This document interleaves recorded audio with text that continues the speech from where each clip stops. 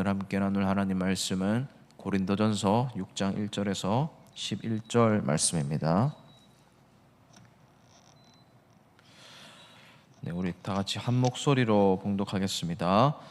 너희 중에 누가 다른 이와 더불어 다툼이 있는데 구태여 불의한 자들 앞에서 고발하고 성도 앞에서 하지 아니하느냐? 성도가 세상을 판단할 것을 너희가 알지 못하느냐? 세상도 너희에게 판단을 받겠거든 지극히 작은 일 판단하기를 감당하지 못하겠느냐?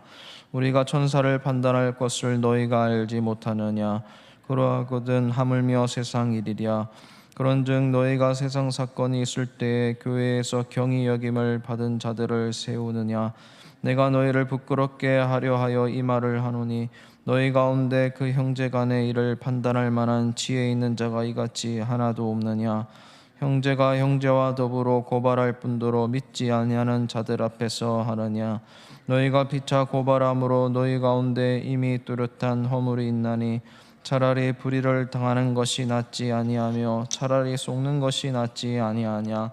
너희는 불의를 행하고 속이는구나. 그는 너희 형제로다. 불의한 자가 하나님의 나라를 유업으로 받지 못할 줄을 알지 못하느냐? 미혹을 받지 말라. 음행하는 자나 우상 숭배하는 자나 간음하는 자나 탐색하는 자나 남색하는 자나 도적이나 탐욕을 부리는 자나 술 취하는 자나 모욕하는 자나 속여 빼앗는 자들은 하나님의 나라를 유업으로 받지 못하리라. 너희 중에 이와 같은 자들이 있더니 주 예수 그리스도의 이름과 우리 하나님의 성령 안에서 지승과 거룩함과 의롭다 하심을 받았느니라. 아멘. 지금 이 고린도 교회는 거의 오늘날의 현대 한국 교회를 대변하는 교회인 것처럼 참 현실적인 문제들이 많이 있었던 것 같습니다. 일단 우리가 앞선 5장에서는 살펴봤는데 음행에 대한 문제를 교회 내에서 어떻게 다뤄야 되는지 이야기하고 있습니다. 근데 그냥 음행이 아니고 차마 입에 담기 힘든 관계에서의 음행, 수위가 굉장히 높은 음행들에 대해서 실질적으로 이야기하고 있습니다. 그런데 그것보다 지금 사도 바울이 편지를 쓰면서 더 흥분하는 문제가 지금 6장에 기록되어 있습니다. 여기에서는 그 전보다 더 질책하고 책망하는 강도가 더 심해지고 있습니다. 특별히 1절 말씀에 보면 오늘 본문이 어디를 향하고 있는지 알 수가 있는데 너희 중에 누가 다른 이와 더불어 다툼이 있는데 구태여 불의한 자들 앞에서 고발하고 성도 앞에서 하지 아니하느냐라고 말씀하고 있습니다. 이 성도 간의 문제를 통해서 세상 법정까지 가지고 가서 서로 고소하고 고발하고 송사하는 문제에 대해서 말을 하고 있는 겁니다. 불의한 자들이라는 말은 믿지 않는 자들이라는 겁니다. 서로 간의 다툼 가지고 왜 하나님 안 믿는 사람들 앞에서 판단하려고 하느냐 그렇게 이야기하고 있습니다. 그러면서 2절 말씀을 보면 성도가 세상을 판단할 것을 너희가 알지 못하느냐 이렇게 말을 합니다. 이게 무슨 말이냐면 성도라는 존재에 대해서 말을 하고 있는 겁니다. 성도는 원래 성도가 죄가 많은 세상에 대해서 죄가 많다는 것을 알고 하나님의 뜻을 거기에 실현시키기 위해서 존재하는데 왜 죄가 가득한 세상 속에서 선을 판단하려고 하느냐라는 겁니다. 성도가 원래 세상을 위해서 기도해 줘야 되고 거룩하게 만들어 가야 될 존재인데 왜 그 속에서 거기 빠져 있느냐라는 겁니다. 원래 존재의 양식 자체를 지금 완전히 뒤집은 채 살아가고 있는 잘못된 행실에 대해서 말을 하고 있습니다. 그리고 세상도 너희에게 판단을 받겠거든 지극히 작은 일 판단하기를 감당하지 못하겠느냐라고 합니다. 이 세상이라는 이 거대한 것에 대해서 거룩함을 추구하는 존재가 이 작은 일 하나 가지고 왜 이렇게 혼란스러워하느냐라는 말씀입니다. 그리고 3절에는 천사에 대해서까지 말을 하고 있습니다. 우리가 천사보다 훨씬 나은 존재라는 겁니다. 우리가 심지어 천사조차도 좋은 천사, 나쁜 천사를 구분할 수 있는 존재인데 왜 우리 사이에 있는 문제에 대해서 그렇게 분별을 못하느냐라고 말을 하고 있습니다. 그리고 이제 5장 말씀에 보면 여기에 이제 사도 바울의 감정이 얼마나 안 좋은지에 대해서 나와 있는데 내가 너희를 부끄럽게 하려 하여 이 말을 하노니 라고 말을 합니다. 이 앞에서 사도 바울이 여러 가지 고린도 교회의 문제를 이야기할 때 이것과 정확하게 반대되는 표현을 한 적이 있습니다. 내가 너희를 부끄럽게 하지 아니하려고 이 말을 쓴다라고 말을 하는데, 그때 그 문제는 되게 작은 문제였습니다. 부끄럽게 하려고 이 말 쓰는 게 아니다라고 앞에서 말했던 문제들이 있는데, 지금은 부끄럽게 하려고 이 말을 한다는 겁니다. 좀 부끄러운 줄 알아라는 겁니다. 그만큼 심한 문제다라고 말을 하고 있습니다. 그리고 5절 뒤에 부분에 보면 형제 간의 일을 판단할 만한 지혜 있는 자가 하나가 없느냐라고 말을 합니다. 꼭 세상 법정까지 가야 되겠느냐는 거예요. 하나님 안 믿는 사람들한테 이 문제 맡겨야 되겠느냐는 겁니다. 그 안에서 해결할 사람이 이렇게 없느냐라고 안타까워하고 있습니다. 그리고 이제 7절 말씀에 보면 차라리 법정 갈 바에 이렇게 하라고 말씀하고 있습니다. 7절 말씀을 제가 읽어드리겠습니다. 너희가 피차 고발함으로 너희 가운데 이미 뚜렷한 허물이 있나니 차라리 불의를 당하는 것이 낫지 아니하느냐, 차라리 속는 것이 낫지 아니하느냐, 이렇게 말을 하고 있습니다. 이거는 사도 바울이 이미 그렇게 살아왔기 때문에 말을 하는 겁니다. 사도 바울도 참 고소 고발을 많이 당했습니다. 종교적으로 정치적으로 많은 핍박을 당했는데 그럴 때마다 그냥 쏟고 말았습니다. 불의한 일을 당하고 말았어요. 그거 가지고 복수하거나 그거 가지고 상소에 올리지 않았습니다. 그러니까 그렇게 살았습니다. 그렇게 한 이유는 하나님을 위해서라는 겁니다. 하나님 위해서 그것도 못 당하느냐라는 거예요. 꼭 이겨야 되겠느냐라는 겁니다. 꼭 판결해야 되겠느냐라는 겁니다. 그래서 8절 말씀에 보면 너희가 불의 행하고 속이는 사람이구나, 이렇게 말을 합니다. 원래 이 법정이라는 것이 진짜 이게 선한지 악한지를 가리는 과정이 아니고 누가 이기는지 지는지를 가리는 과정이지 않겠습니까? 그래서 최대한 법을 아무리 공평하게 만들었다고 해서 법이 완전하게 공평한 것이 아니다라는 것을 우리가 알고 있습니다. 어떤 법적인 부분에 대해서 잘 이용하는 사람들이 있고, 또 좋은 변론할 수 있는 사람들을 돈으로 사서 그거를 활용하는 사람들도 있습니다. 근데 그런 쪽으로 아예 무지한 사람들은 당할 수밖에 없는 거예요. 지금도 그런데 이 로마 시대 때는 얼마나 더 있겠습니까? 이 법적인 문제로 나가게 되면요, 결국 속이게 되고 불의한 입장에 설 수밖에 없습니다. 그래서 거기까지 가지 말라는 겁니다. 그리고 이제 9절 말씀에 보면 이 서로 성도들 간에 이 송사하는 문제에 대해서 이렇게까지 말을 하고 있습니다.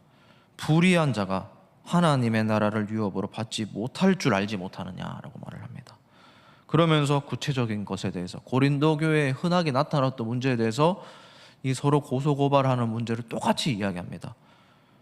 미혹받지 말라. 이건 이단의 문제가 있었거든요. 음행하는 자, 음행을 하는 일에 대해서 이미 말을 했습니다. 우상숭배랑 똑같다는 겁니다. 간음하는 자랑 똑같다는 거예요. 탐색하는 자, 남색하는 자, 동성연애하는 자랑 똑같다는 겁니다. 도적질하는 자, 탐욕 부리는 자, 술 취하는 자, 모욕하는 자, 속여서 빼앗는 자, 다 하나님 나라 유업 못 받는다라고 말씀하고 있습니다. 그 정도로 지금 사도 바울이 너무나 감정이 격해져서 이 편지를 쓰고 있다라는 겁니다. 여러분, 사도 바울이 이렇게 이 정도까지 직설적으로 공격적으로 말을 하는 이유는 그만큼 고린도 교회를 사랑했기 때문입니다. 사랑한 만큼 고민이 되고 사랑한 만큼 여기에 대해서 골똘하게 고민하고 있었던 겁니다.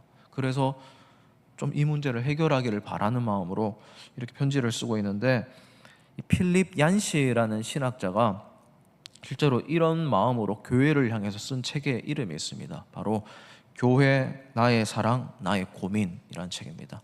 이 신학자임에도 불구하고 자기가 다니는 교회를 떠나고 싶다는 마음이 들었을 때 이 책을 썼었습니다. 그만큼 교회는 완전한 교회가 없는 거죠, 이 세상에. 신학자도 마음을 품을 수 없을 만큼 그런 일들이 교회 안에 많이 일어나고 있는 겁니다. 그런데 그만큼 교회를 사랑하기 때문에 고민이 되는 거예요. 가만히 있을 수 없는 겁니다. 어떤 식으로라든 기도하게 되고 이 문제 해결하려고 나서고 싶은 마음이 들게 되어 있습니다. 그래서 이 책에 보면 제가 좀 마음에 와닿는 구절이 한 가지가 있는데, 그 이야기를, 그 문장을 한번 제가 소개해 드리도록 하겠습니다. 제가 한번 읽어 드리겠습니다. 영원이라는 시간 동안 영원한 사랑의 무게와 끝없는 실망의 무게를 대보며 하나님은 우리를 바라보신다. 우리 인간은 하나님께 큰 고통을 안겨드리지만 그래도 하나님은 한결같은 열정으로 우리를 상대해 주신다. 이렇게 말을 하고 있습니다. 이 교회에 일어나는 문제들, 성도 간에 서로 다투는 문제들, 하나님이 고통스러워하면서 바라보신다라는 겁니다. 그리고 늘 실망스러운 모습을 교회가 보여드리지만 그럼에도 불구하고 하나님은 영원히 우리를 사랑하고 있다라고 말씀하고 있습니다.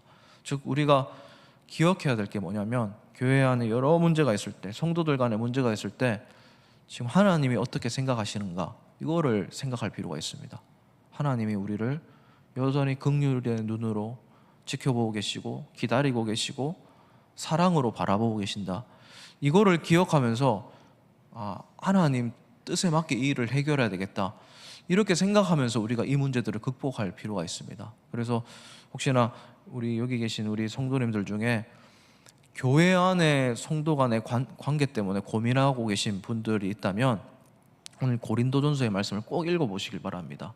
그리고 저도 이 문제에 대해서 오래 생각해 본 적이 있는데, 우리가 그런 마음이 들 때, 그런 상황에 있을 때 몇 가지를 꼭 기억하셨으면 좋겠습니다. 첫 번째로 기억하셔야 될 게 뭐냐면, 완벽한 공동체에 대한 우상을 내려놓으셔야 됩니다. 교회니까 모든 것이 완벽해야 돼. 성도니까 완벽하셔야 돼. 말도 행동도 틀리지 않으셔야 돼. 이런 완벽에 대한 강박증에서 내려오셔야 됩니다. 완벽한 곳은 없고 완벽한 사람은 없습니다. 그래서 늘 부족함이 있는 곳이다라는 것을 염두에 두고 이 신앙생활을 할 필요가 있습니다. 그런 좀 너른 마음, 좀 약간 여유로운 마음이 있으시다면 작은 일에는 우리가 흔들리지 않을 수가 있다라는 겁니다. 그리고 또 한 가지 기억해야 될 게 뭐냐면, 가족이라는 눈으로 성도들을 바라보셔야 됩니다. 그냥 남의 눈으로, 이웃의 눈으로 성도들을 바라보는 게 아니라, 혹은 일주일에 한 번 만나는 타인의 눈으로 사람을 바라보는 게 아니라 가족의 눈으로 성도들을 서로 대할 필요가 있습니다. 여러분, 사랑하는 아내, 사랑하는 남편도 부족한 점이 있지 않습니까? 우리 사랑하는 자녀들도 너무 부족할 때가 있지 않습니까? 심지어 부모님들도 연약한 모습 보일 때가 있지 않습니까? 그렇다고 우리가 그분들과 원수짓지는 않지 않습니까? 가족이니까 결국 기다려주게 되고 가슴 아픈 걸 견디잖아요. 그러니까 성도들도 마찬가지입니다. 결국 천국에 가면 같이 살아야 되는데 이미 가족으로 주님이 만나게 해주신 겁니다. 그래서 끝까지 기다려주고 기도해주고, 또 부딪히고 싶지 않을 때는 피해도 보고 시간이 해결해 주기를 바라면서, 그렇게 약간 가족의 눈으로 우리 성도들을 서로 대할 필요가 있습니다. 그리고 꼭 기억해야 될 게 뭐냐면, 하나님의 은혜를 기억해야 됩니다. 하나님이, 나도 부족하고 하나님 앞에서 너무나 원수 같은 모습을 보인 나도 하나님이 은혜 베풀어 주셔서 자녀 삼아 주셨다. 이 먼저 받은 사랑을 기억해야 됩니다. 이 받은 사랑 하나님께서 흘려보내라고 나를 부르셨지. 성도의 나를 대적하는 정말 싫은 모습, 진짜 복수하고 싶은데, 한마디 해주고 싶은데, 하나님도 나를 지금도 이렇게 참고 계시지, 이렇게 바라보고 계시지. 그 은혜를 기억해야 되겠다. 이 초점과 시선이 있어야 된다라는 겁니다. 그러면 조금 더 우리가 성숙한 모습을 보일 수가 있다라는 겁니다. 아마 사도 바울도 그런 마음을 가지고 이 고린도전서를 적었을 겁니다. 이 세상에 대해서 더 거룩하고 더 모범을 보이고 더 그리스도인다운 모습을 보여야 되는 그리스도인들이 그렇지 못한 모습을 보이고 부족한 모습을 보이고 오히려 세상의 근심거리가 되는 모습을 보면서 아마 이 편지를 적었을 것 같습니다. 사랑하는 성도님 여러분, 혹시 우리 가운데에도 그런 모습들이 혹여나 있다면 세상에 가서 세상의 방식으로 해결하는 것이 아니라 하나님의 원리로 모든 일들을 해결하면서 살아가는 우리 모두가 되기를 진심으로 주님의 이름으로 축복을 드립니다. 더 사랑하고 더 먼저 사랑하고 더 많이 사랑하는 우리 모두가 되기를 마지막으로 주님의 이름으로 축복을 드립니다.